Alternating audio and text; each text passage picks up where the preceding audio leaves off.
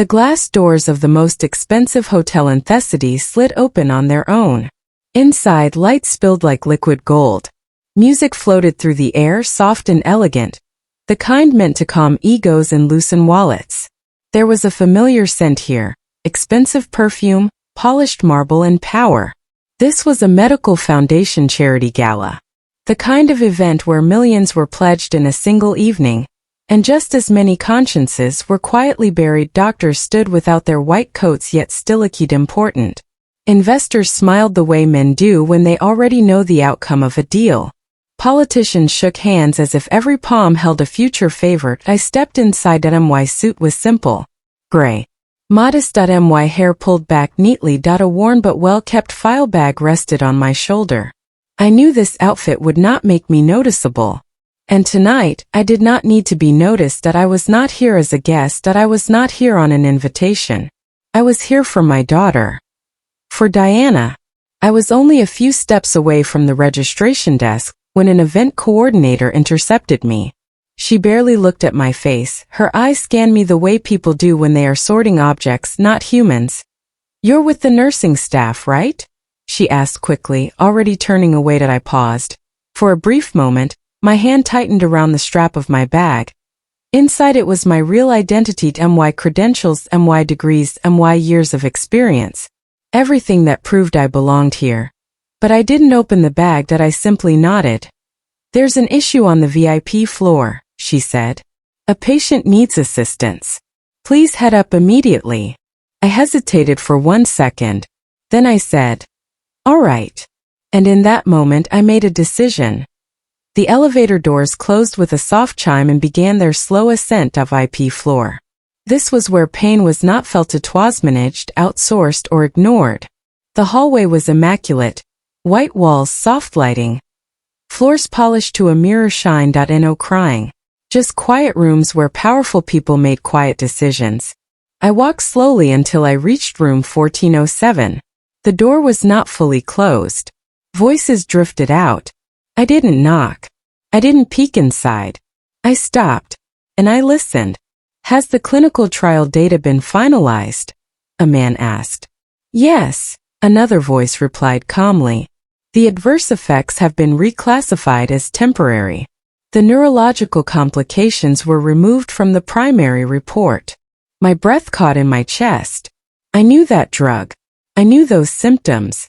Because 6 years ago, that drug destroyed my daughter's life. 6 years earlier, Diana was not an ordinary girl. She was curious, brilliant, always asking why. She studied biology and dreamed of working in medical research. She wanted to create treatments that healed instead of harmed. When she was offered a place in a new clinical trial, we were cautious but hopeful.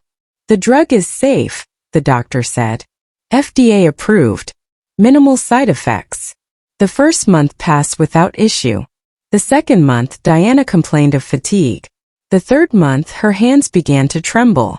By the fourth month, she struggled to walk. By the sixth month, she needed a wheelchair. Doctors shrugged. Coincidence? The pharmaceutical company released a statement. No direct link has been established. I read the data. I saw the gaps, the missing numbers, the carefully worded phrases.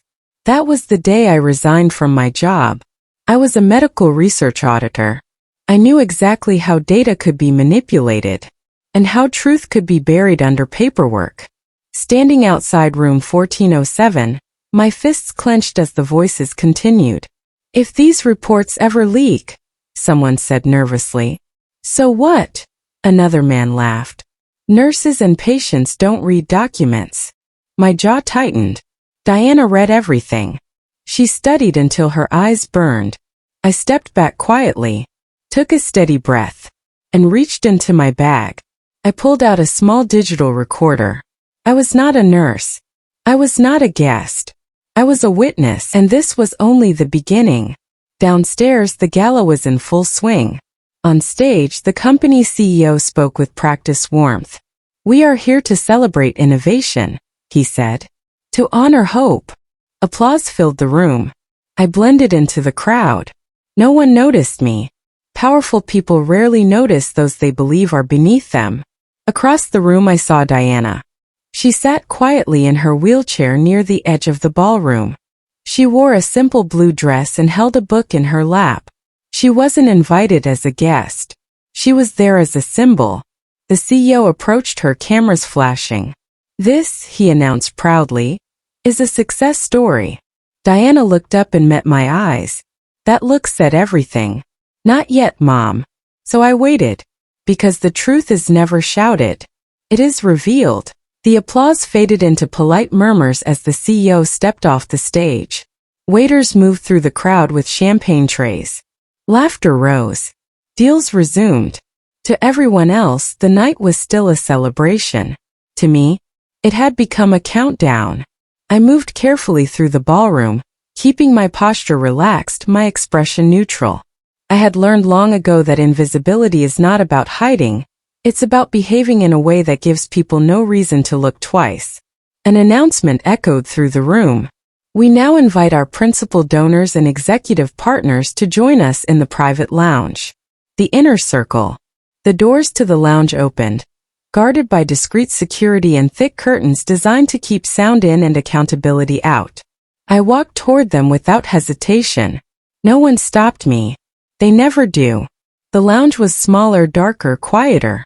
Leather chairs. Low lighting. Whispered voices carrying the weight of money. This was where the real conversations happened. I positioned myself near the bar, pretending to adjust a glass.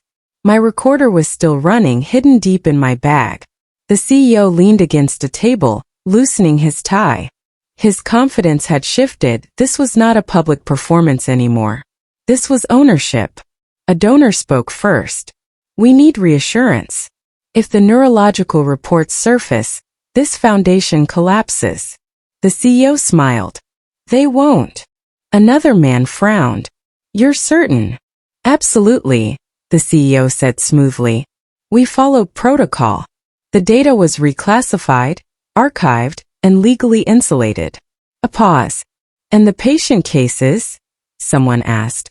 "Statistical anomalies," he replied. "Emotionally unfortunate, but financially irrelevant." My hands tightened around the edge of the counter. Diana's life. Reduced to a line item. One of the donors laughed quietly. "Honestly, people don't understand how science works. They see a wheelchair and want a villain." The CEO took a sip of his drink. "And they always blame the medicine, not biology." That was when I stepped forward. "No," I said calmly. "They blame the truth." Every conversation stopped. Every head turned. The CEO looked annoyed at first, then confused. "I'm sorry," he said slowly. "Who are you?" I reached into my bag. Not for anger. Not for emotion. For evidence. "My name is Claire Reynolds," I said. "I'm a former medical research auditor. And I've been listening." The room went cold. "Security," someone started. "Before you call them," I said, "you should know that everything said in this room has been recorded." Silence. Then laughter. "You think that will hold up?" The CEO scoffed. "You walked in uninvited." "I was directed here by your staff," I replied.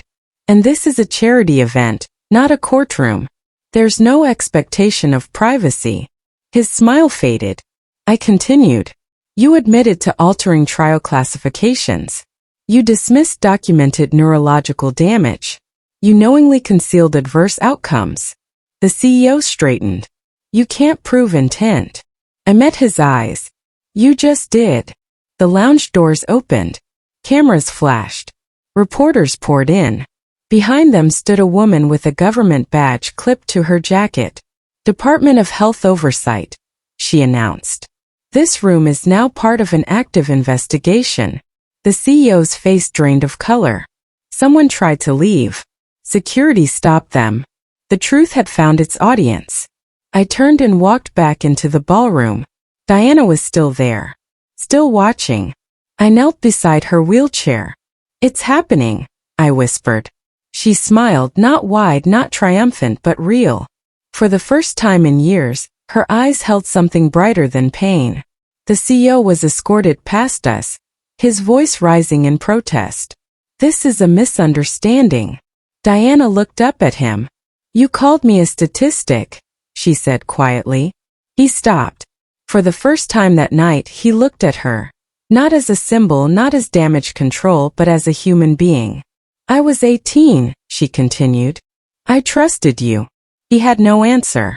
Outside, sirens approached. Inside, donors avoided eye contact. The gala had ended. Not with applause, but with accountability. Later that night, as Diana and I sat together in the car, the city lights blurred past the windows. Mom, she said softly, did we win? I shook my head. No, I said. We didn't win. She looked down, then back at me. Then what did we do? I reached for her hand. We reminded them, I said. That silence doesn't mean absence. And that witnesses don't disappear. Some stories are about revenge. This one was about recording the truth long enough for it to speak. And this time, it did.